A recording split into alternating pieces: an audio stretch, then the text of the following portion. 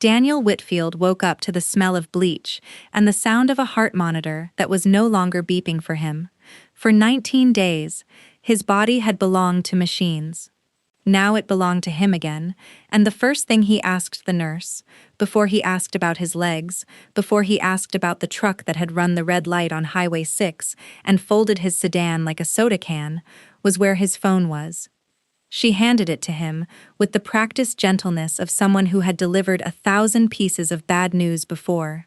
41 missed calls, 612 unread messages, and one email, dated 11 days into his coma, from a title company he had never heard of, thanking him for choosing them to handle the sale of his property at 4417 Larkspur Court, Lakewood, Colorado. Daniel read it 3 times before the words made sense. Then he asked the nurse, in a voice that hadn't been used in 19 days, to bring him a laptop. His house, the one he'd spent 6 years paying down, the one appraised 8 months earlier at $385,000, the one with his grandmother's rose bushes still alive in the backyard, had a new owner. And the signature on the closing documents, the one notarized in a Denver office on a Tuesday afternoon while Daniel lay unconscious in a hospital bed 40 minutes away, was his. He had never held that pen. Before we get into this story, tell me where you're watching from right now. Drop your city below, and while you're at it, tell me, has anyone ever tried to take something from you while you weren't in a position to stop them? I want to hear it.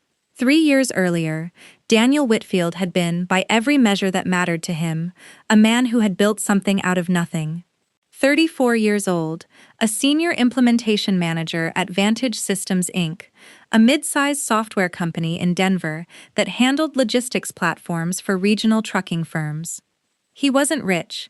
He wasn't the kind of man who bought sports cars or wore watches that cost more than a used sedan. He was the kind of man who paid his mortgage 2 days early every single month, who kept a spreadsheet of his retirement contributions updated to the dollar, who had bought his house, a modest 3-bedroom on Larkspur Court in Lakewood, with a crooked oak tree in the front yard and a kitchen he'd remodeled himself over 2 brutal summers, because it was the one thing in his life that felt permanent. He wasn't married. He'd come close once, to a woman named Sarah who ended things 2 years back because, in her words, he was married to a mortgage instead of a marriage, which had stung more than he ever admitted.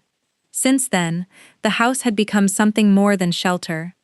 It was proof that a kid who grew up in a rental unit above his father's failed auto shop, who watched his parents fight about money at the kitchen table more nights than not, could build something solid enough to stand on.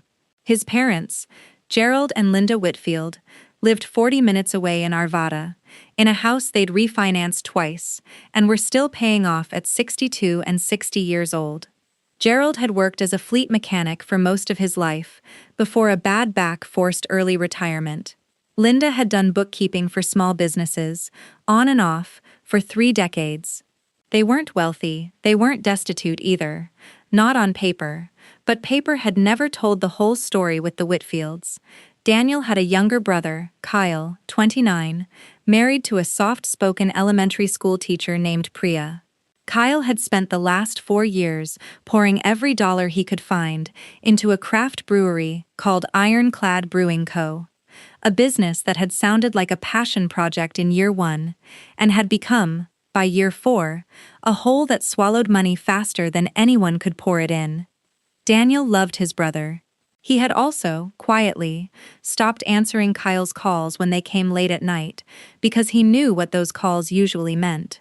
2 years before the accident, at his mother's insistence, just in case something happens while you're traveling for work, Danny, it's not a big deal. Daniel had signed a limited financial power of attorney, naming Linda as his agent. The document was narrow by design. It authorized her to pay his mortgage, his utilities, and his insurance premiums if he was unreachable during one of his frequent business trips to logistics conferences in Chicago or Nashville. It said nothing about real property. It said nothing about selling anything. Daniel remembered signing it at his parents' kitchen table, remembered his mother saying, This is just so you don't come home to a shut-off water bill," remembered thinking it was a small, sensible thing to do for a woman who had raised him. He did not know, could not have known, what that document would become in the hands of people desperate enough. On October 14th, a semi-truck ran a red light at the intersection of Highway 6 and Union Boulevard and struck Daniel's sedan on the driver's side, going 41 miles an hour. He was extracted from the wreckage by the Lakewood Fire Department and transported to Ridgeline Medical Center, where surgeons spent 6 hours addressing internal bleeding, a fractured pelvis, and a traumatic brain injury severe enough that the attending physician recommended a medically induced coma to reduce cranial swelling. Daniel Whitfield went under on October 14th and did not wake up, in any meaningful sense, until November 2nd. 19 days. That was the window. That was all the time his parents needed. What Daniel pieced together over the following weeks, first from the closing documents themselves, then from bank records, then from a sister-in-law who could no longer stomach her own silence, was a timeline so precise it read like it had been planned before the accident ever happened, though it hadn't been. It had simply been an opportunity, and his parents had not hesitated to take it. On October 19th, 5 days into Daniel's coma, Gerald Whitfield contacted a real estate agent named Frank Delgado of Summit Realty Partners, a small independent brokerage in Lakewood that Gerald had used years earlier to sell a rental property.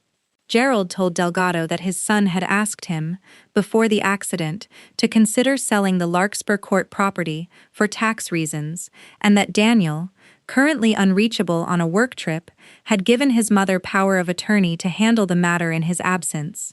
Delgado did not ask to see medical documentation. He did not ask to speak with Daniel. He listed the house on October 22nd, 8 days after Daniel had been struck by a truck, 6 days into a coma no one at Summit Realty Partners was told about. The limited power of attorney Daniel had signed 2 years earlier authorized bill payment. It said nothing about the sale of real property. For the sale to close, Linda Whitfield needed a document with broader authority, and so, on October 24th, a notary named Denise Coyle, operating out of a UPS store in Wheat Ridge, notarized a durable general power of attorney, bearing Daniel Whitfield's signature, and granting Linda Whitfield full authority over all of his financial and real property affairs. The notary log Coyle kept, a legal requirement in Colorado, recorded the signing as taking place in person, with Daniel Whitfield present, at 2:15 p.m. on October 24th. At 2:15 p.m. on October 24th, Daniel Whitfield was in a hospital bed at Ridgeline Medical Center, 10 days into a medically induced coma, connected to a ventilator, incapable of holding a pen, let alone signing his name to anything. The house sold on November 9th, 7 days after Daniel had regained consciousness, though still heavily sedated and unable to speak coherently, a fact his parents were well aware of, having visited him twice that week and found him unresponsive to questions about anything beyond his own name. The buyer was a limited liability company called Larkspur Holdings LLC, formed in Colorado on October 20th, 2 days before the house was even listed, with a registered agent named Marcus Boone, who happened to be Kyle Whitfield's business partner at Ironclad Brewing Co. The purchase price was $385,000, matching the appraisal almost to the dollar, suggesting whoever structured the deal wanted it to look, on paper, and the money moved fast. $210,000 went, within 11 days of closing, to retire the outstanding debt on Ironclad Brewing Co.'s commercial loan, a debt that, without that payment, would have triggered a default clause and forced the brewery into bankruptcy within the month. $95,000 went to pay off a stack of credit card balances belonging to Gerald and Linda Whitfield, along with a debt Gerald had quietly run up at a riverboat casino 2 hours outside Denver, a habit he had kept hidden from his wife for the better part of a decade until the accident, ironically, gave him a windfall large enough to make the problem disappear before she noticed. The remaining $80,000 sat in a joint account opened by Gerald and Linda 4 days after closing, at a bank Daniel had never used. By the time Daniel was discharged from Ridgeline Medical Center on November 20th, still moving with a cane and still fighting headaches that made bright light unbearable, his childhood bedroom at his parents' house in Arvada had been prepared for him. His mother told him, with a warmth that made his stomach turn in retrospect, that they'd handled everything while he was sick, that they didn't want him worrying about bills or the house, that everything was taken care of, that he should focus on getting better. She said this while sitting 3 feet from the laptop where Daniel would, 4 days later, open an email from a title company and learn that his home no longer existed to him. After what Gerald and Linda Whitfield did to their own son, on a scale of 1 to 10, how angry are you right now? Drop your number in the comments, because it's about to get a whole lot more satisfying. Daniel did not confront them immediately. This is the part of the story people find hardest to understand, because rage, real rage, doesn't always look like shouting. Sometimes it looks like silence. Sometimes it looks like a man sitting very still at a kitchen table, reading a durable power of attorney document dated October 24th, doing math in his head about where he was and what he was capable of doing on that exact date and time, and realizing, with a kind of clarity that felt almost peaceful, that his parents had not made a mistake. They had made a decision. They had looked at their unconscious son and decided that his house was worth more to them as cash than it was worth to him as a home, and they had built a plan sturdy enough to survive his waking up, because they never imagined he would ask the right questions, or that he would ask them at all. He drove back to Ridgeline Medical Center's records department that same afternoon and requested a certified copy of his complete medical chart for October 14th through November 9th. He didn't tell his parents why.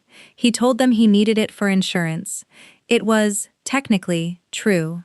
That night, sitting in the guest room of the house his parents had put him in, the house he now realized had been furnished with his own bedroom set, moved there from Larkspur Court without his knowledge, a detail that would later strike him as almost comically brazen, Daniel Whitfield stopped being a patient.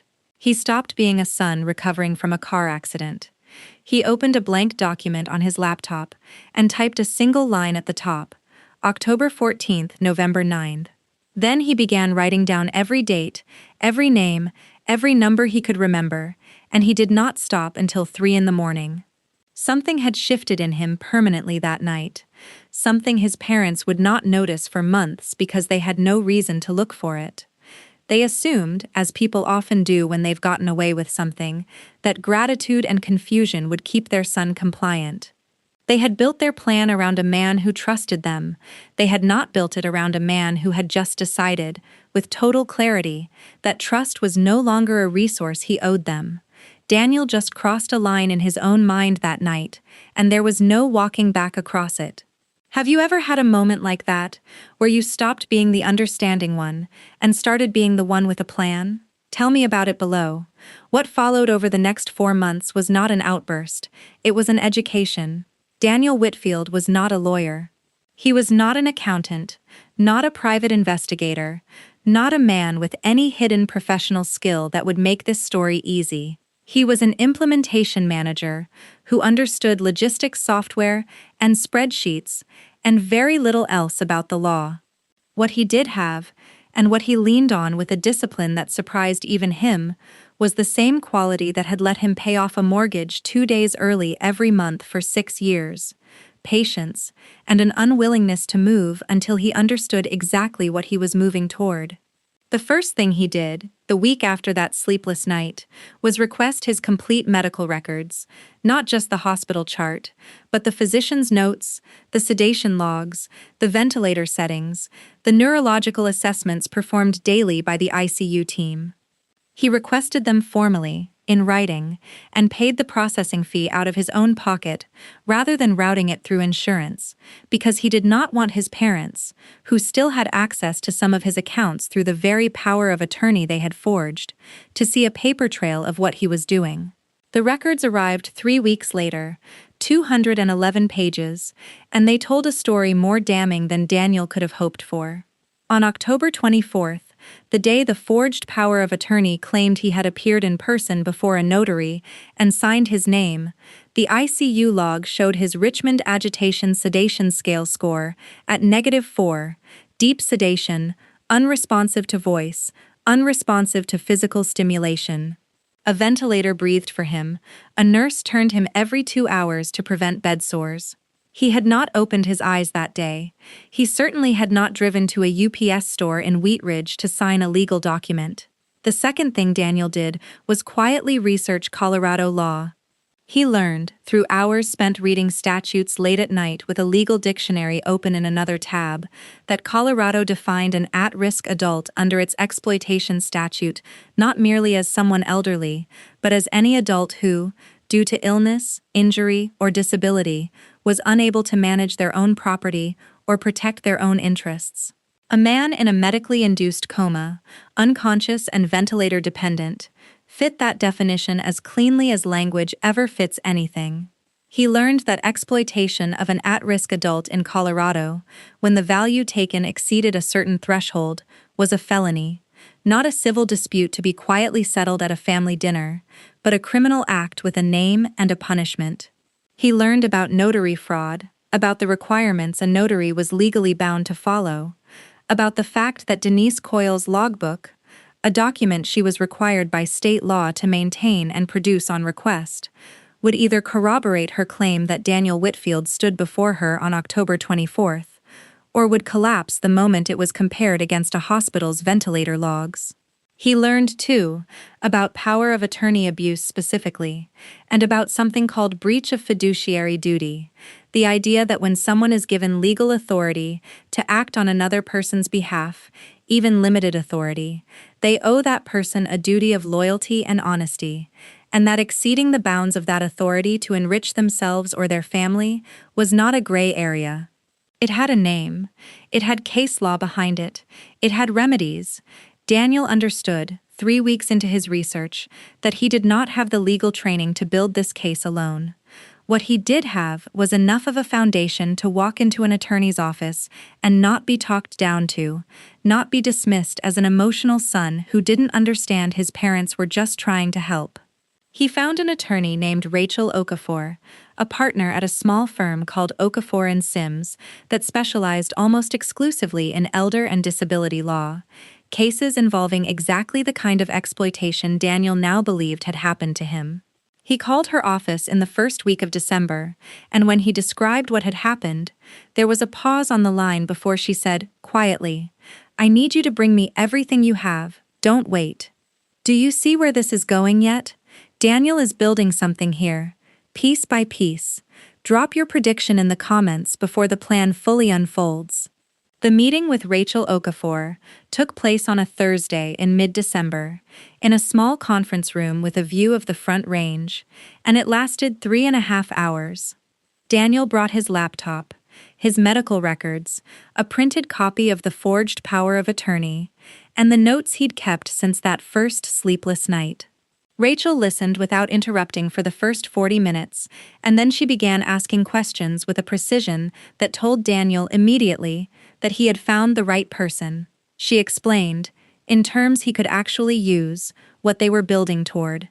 A civil case first and foremost, a claim for exploitation of an at-risk adult under Colorado revised statutes, a claim for breach of fiduciary duty against his mother as the named agent under the power of attorney, and a claim to quiet title and rescind the sale of the property entirely. To have the court declare, as a matter of law, that the sale of 44117 Larkspur Court had never legally occurred, because the document authorizing it was fraudulent from the moment it was created. Alongside the civil case, she told him, there was a very real possibility of criminal exposure, not just for his parents, but for the notary who had falsified her log, and potentially for the real estate agent who had processed a sale without ever verifying the seller's authority or well-being. She recommended he file a report with the Jefferson County District Attorney's Economic Crimes Unit, and separately, a complaint with the Colorado Division of Real Estate and the Colorado Secretary of State's Notary Oversight Division. Multiple fronts, she said. Multiple pressure points. That was how cases like this were won, not with a single dramatic confrontation, but with a slow, methodical tightening of every avenue his parents thought was still open to them. The first front was evidence preservation, and this became the quiet, unglamorous work of January.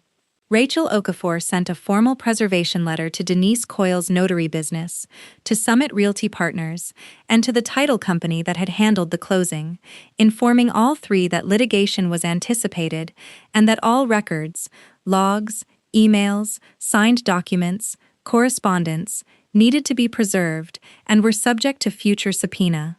This step alone did something Daniel hadn't anticipated.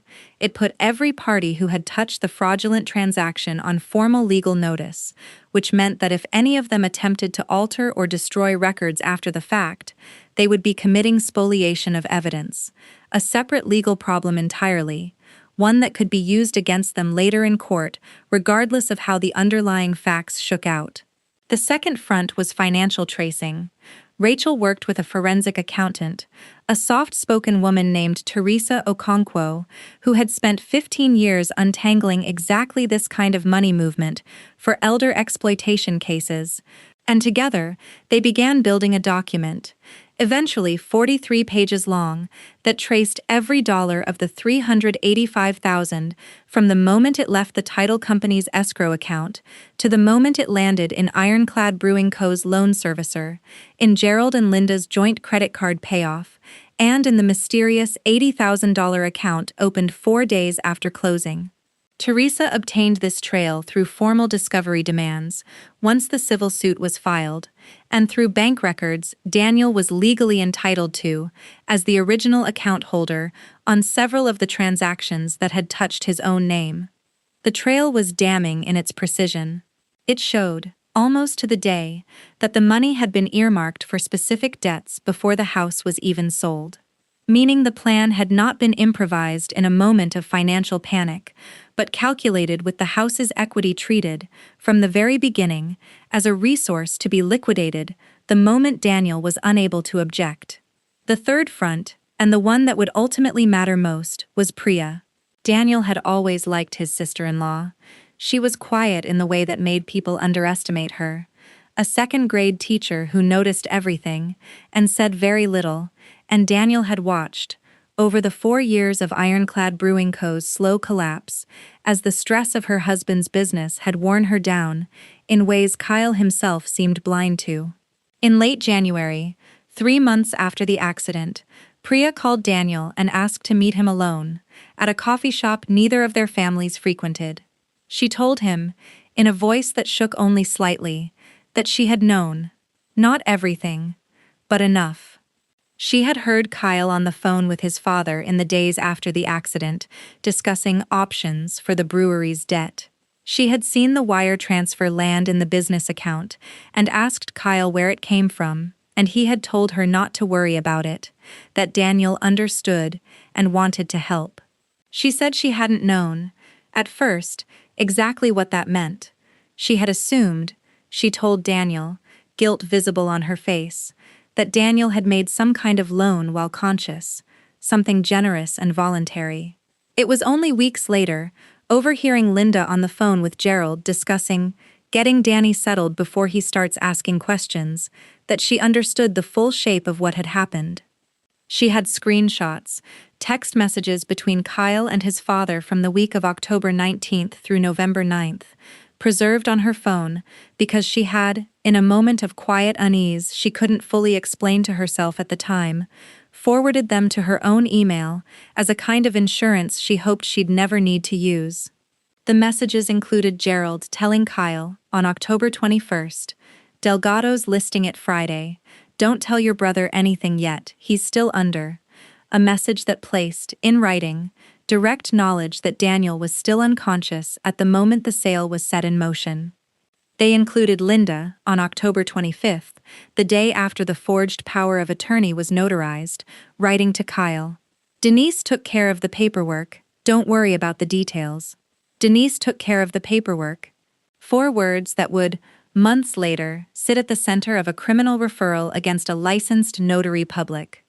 Priya gave Daniel everything.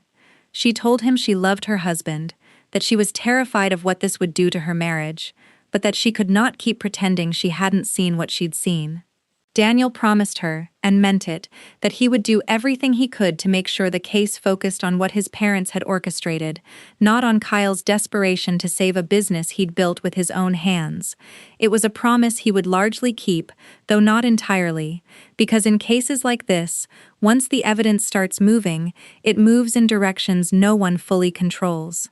With Priya's messages in hand, Rachel Okafor's legal strategy sharpened considerably. The civil complaint, filed in Jefferson County District Court in early February, named Gerald Whitfield, Linda Whitfield, and Larkspur Holdings LLC as defendants, and it did not mince words. It alleged exploitation of an at-risk adult, breach of fiduciary duty, fraud, and civil conspiracy, and it demanded rescission of the sale, return of the property or its equivalent value, and punitive damages, the kind of damages available under Colorado law specifically when a fiduciary's conduct was found to be willful and wanton, not merely negligent. Attached as exhibits were the forged power of attorney, the ventilator logs from October 24th, the notary's logbook obtained through the preservation letter, and, filed under a protective motion to prevent Kyle and his parents from immediately seeing the source, a summary of the financial trail Teresa Okonkwo had built.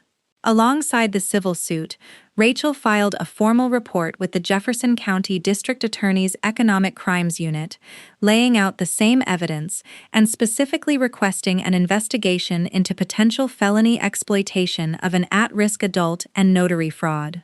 She also filed complaints with the Colorado Division of Real Estate against Frank Delgado for processing a sale of real property without ever verifying the seller's authority, competency, or well-being, a failure that violated multiple provisions of the licensing code Delgado had sworn to uphold, and with the Colorado Secretary of State's office against Denise Coyle, attaching the ventilator logs directly beside her falsified notary entry, an exhibit so simple and so devastating that Rachel told Daniel, reading it over one last time before filing, "This one's going to end her career by itself."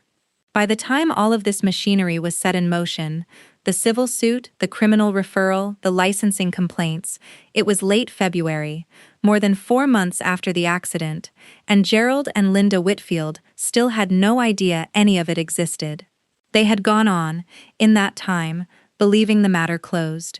Daniel had continued living, on the surface, exactly as they expected him to, recovering, quiet, grateful for their help, occasionally asking vague questions about getting back on his feet that they answered with reassurances and mild evasions.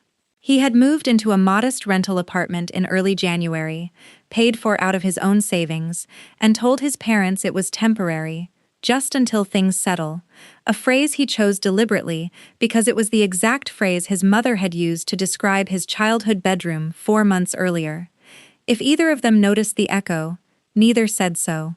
The plan Daniel and Rachel built together over those 4 months rested on a single insight Daniel had arrived at early. Alone, in that guest room at 3 a.m, his parents' entire scheme depended on him never having the tools, the evidence, or the resolve to look closely at what had happened. They had built a house of cards assuming the wind would never blow.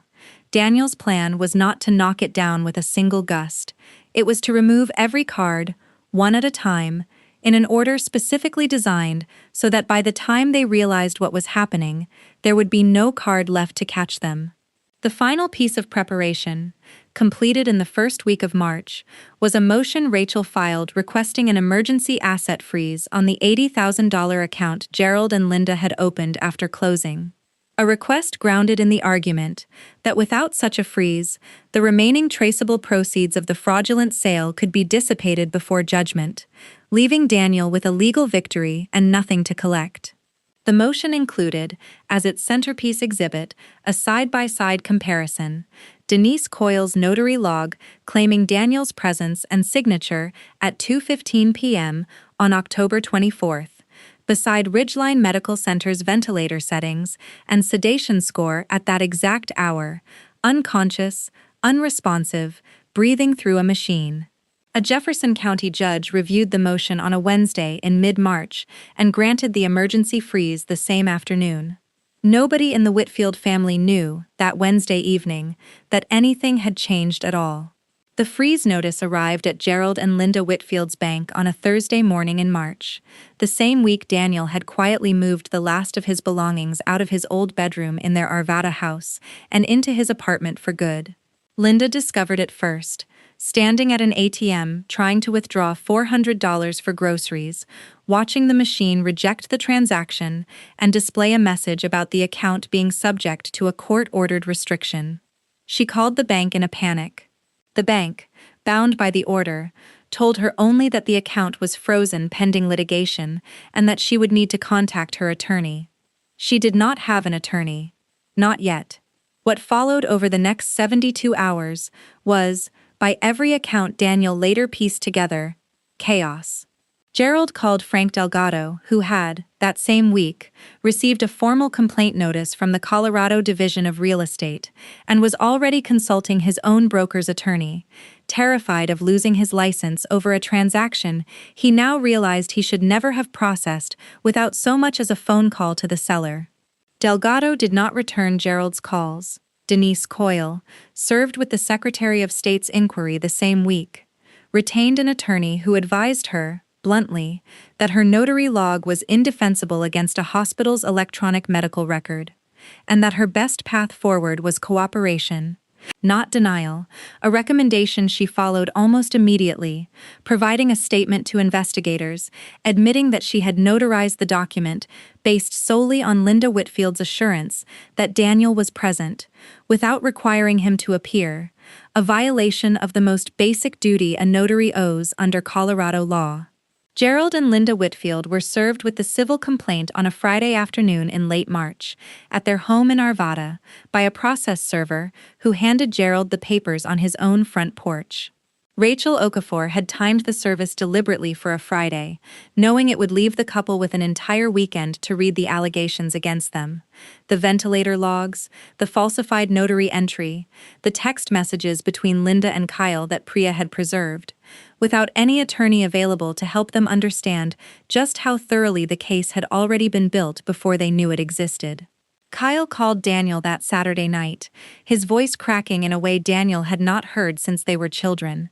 He asked how Daniel could do this to their parents, to him, to Priya, a question that told Daniel, immediately, that Kyle still did not fully grasp what this was, that in Kyle's mind, the wrong being punished was somehow Daniel's decision to expose the theft, rather than the theft itself.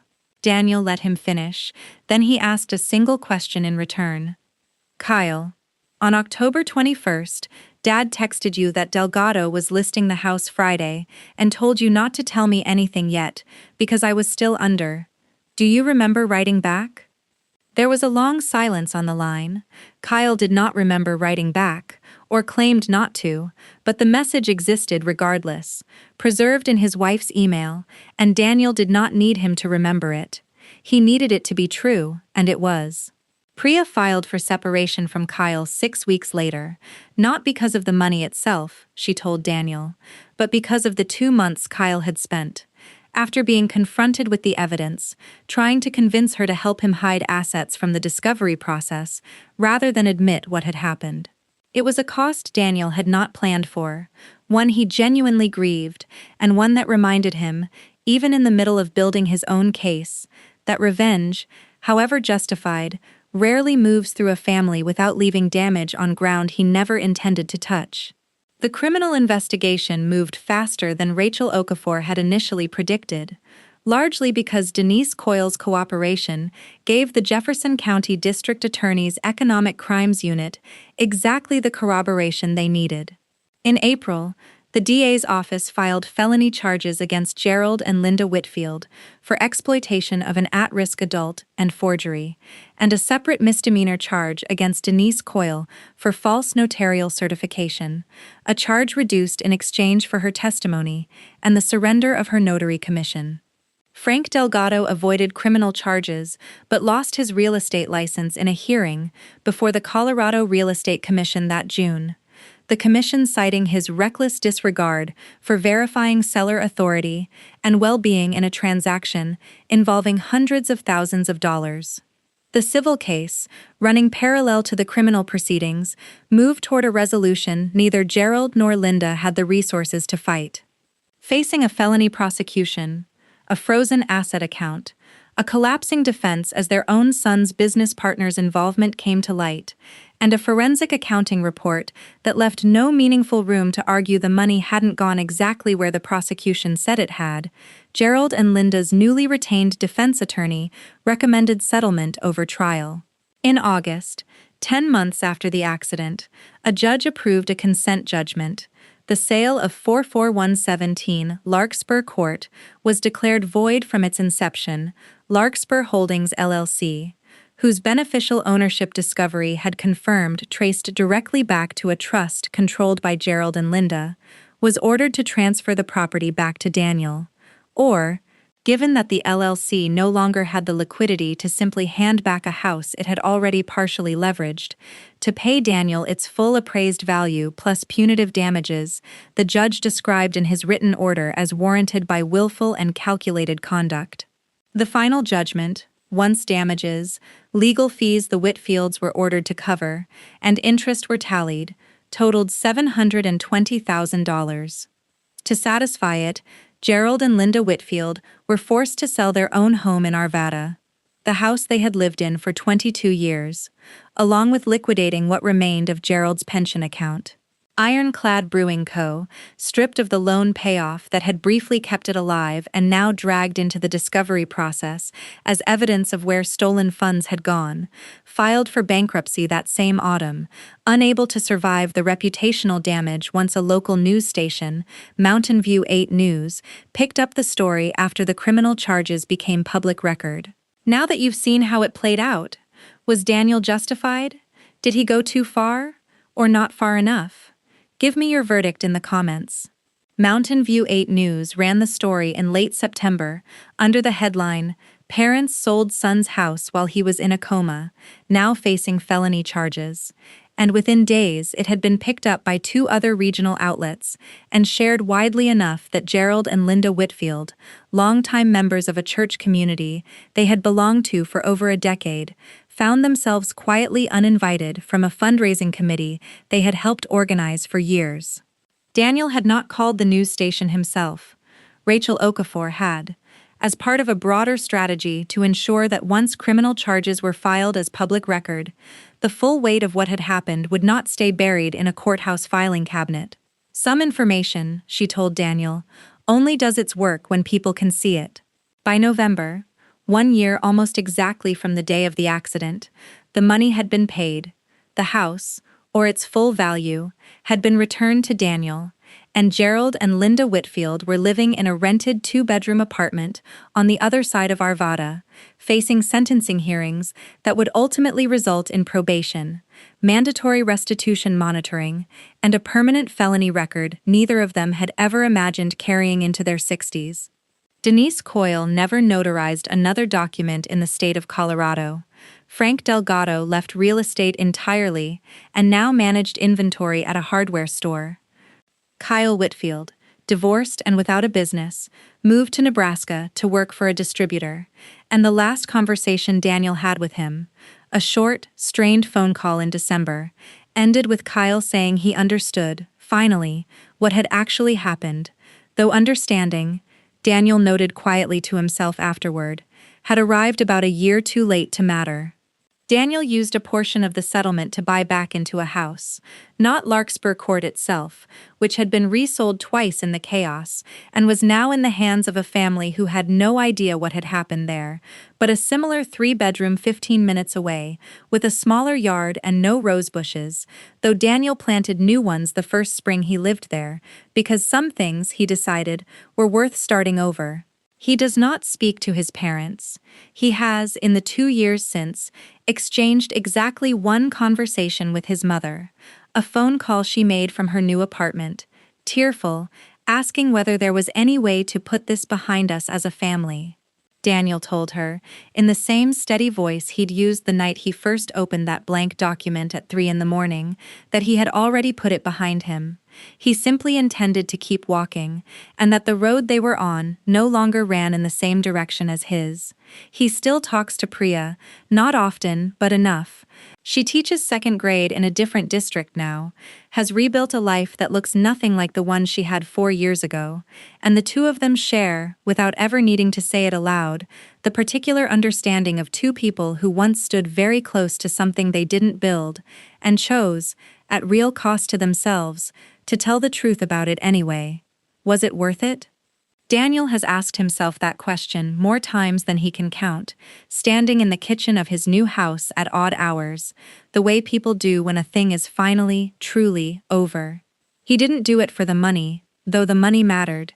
He didn't do it out of hatred, though there were nights, in the beginning, when hatred was the only feeling loud enough to keep him moving.